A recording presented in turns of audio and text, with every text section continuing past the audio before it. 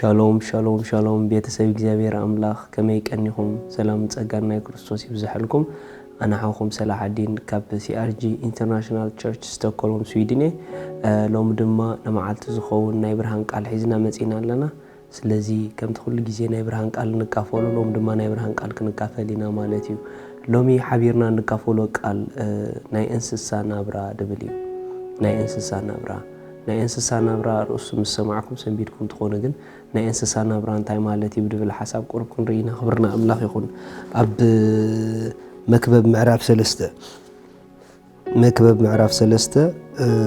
ካብ ጥቕሲ 18 ኣነውን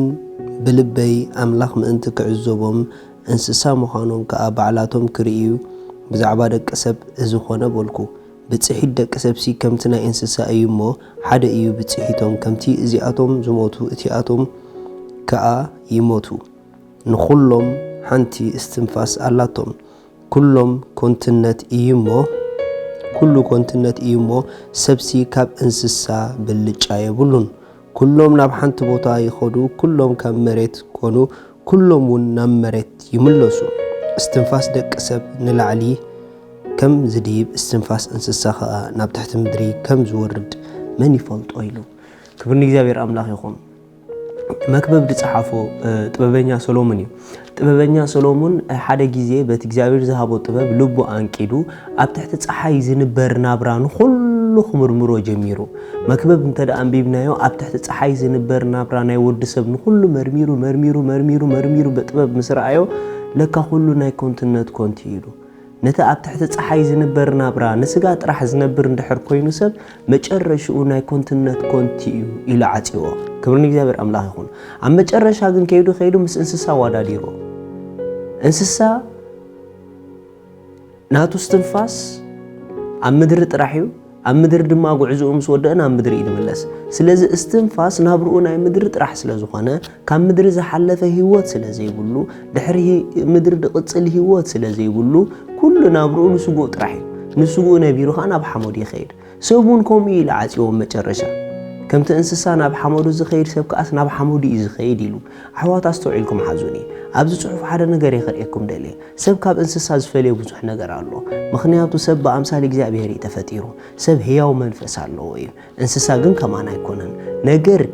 ነገር ግን ሰብ እንተደኣ ንስጉኡን ንኸብዱን ጥራሕ ዝነብር እንድሕር ኮይኑ በቃ ነታ ኣብ ምድሪ ዘሎ ናብራ ጥራሕ ዝነብር እንድሕር ኮይኑ ግን ናብርኡ ናይ እንስሳ ናብራ ይገብረሎ ምኽንያቱ እንስሳ እዩ ናይ ምድሪ ናብራ ጥራሕ ክነብር ዝኽእል ሰብ ግን ካብ ምድሪ ዝሓለፈ ካልእ ህይወት ኣለዎ ሰብ ንኽብሪ እግዚአብሔር ክነብር ተጸዊዑ ሰብ ንሓሳብ እግዚአብሔር ክነብር ተጸዊዑ ሰብ ንዕላማ ኣምላኽ ክነብር ተጸዊዑ ዕላማ ዘይብሉ ህይወት ምኽሪ ኣምላኽ ዘይግለጸሉ ህይወት ንኸብድኻ ነቢርካ ተሓልፎ ህይወት ግን ናይ እንስሳ ናብራ እዩ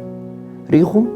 ነዛ ሓላፍ ስጋ ነቢርካ ተሓልፎ ህይወት ናይ እንስሳ ናብራ እዩ ምኽንያቱ እንተደኣ ንነብሮ ናብራ ካብ ምድሪ ዘይሓለፈ ናብራ እንድሕር ኮይኑ ምንም ትርጉም የብሉን ሪኢኹም ኣብ ምድሪ ክንነብር ከለና ግን ካብ ምድሪ ዝሓለፈ ናብራ ንእግዚአብሔር ዘኽብር ንእግዚአብሔር ዝገልጽ ናብራ እንተደኣ ነቢርና ዕላማ ዘለዎ ናብራ እንተደኣ ነቢርና ሓሳብ ኣምላኽ ዝግለጸሉ ናብራ እንተደኣ ንነብር ኮይና ነቲ ሰማያዊ ዝመጽእ ዘሎ መንግስቲ ነታ ሰማያዊት ህይወት እንዳራእና ኣብ ህይወት ንነብር እንተደኣ ኮይና ግን ናብራና ከም ናይ እንስሳ ኣይኮነን ናብራና ከም ፈቃድ ኣምላኽ ይኸውን ማለት እዩ ክብራና ኣምላኽ ይኹን መጽሓፍ ቅዱስ ክዛረብ ከሎ ሰብ ክቡር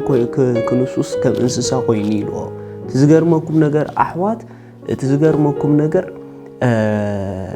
እንስሳ ጉዕዞኡ ኣብ ምድሪ ምስ ወደአ ናብ ሓመድ ይድምለስ እንስሳ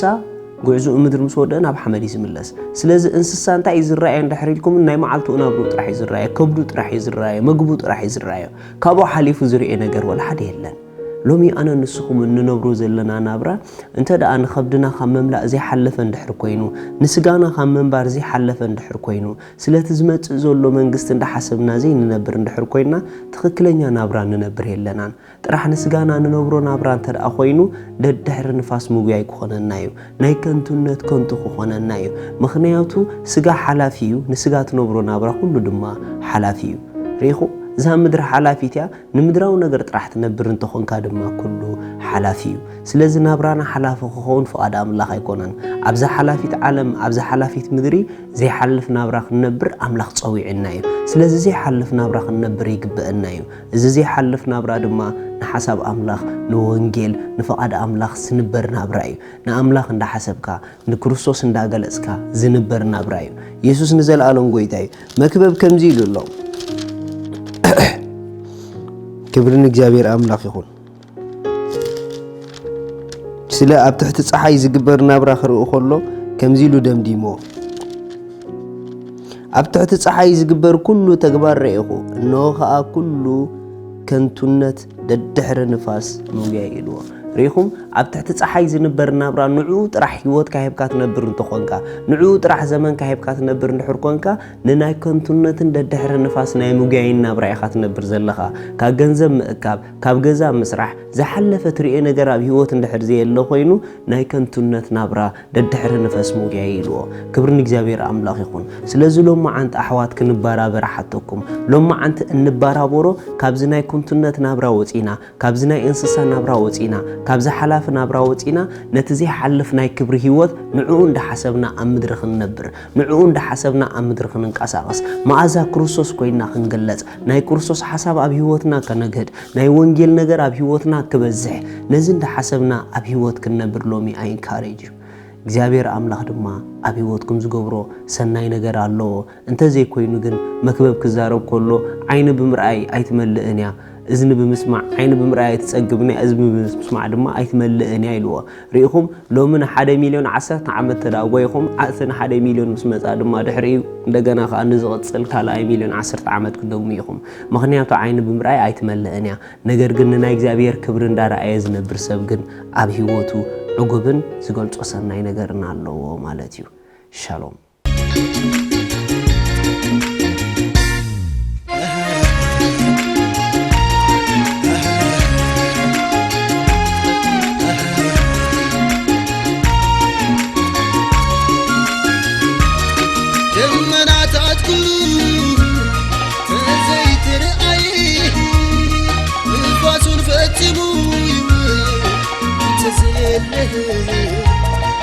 Let's go.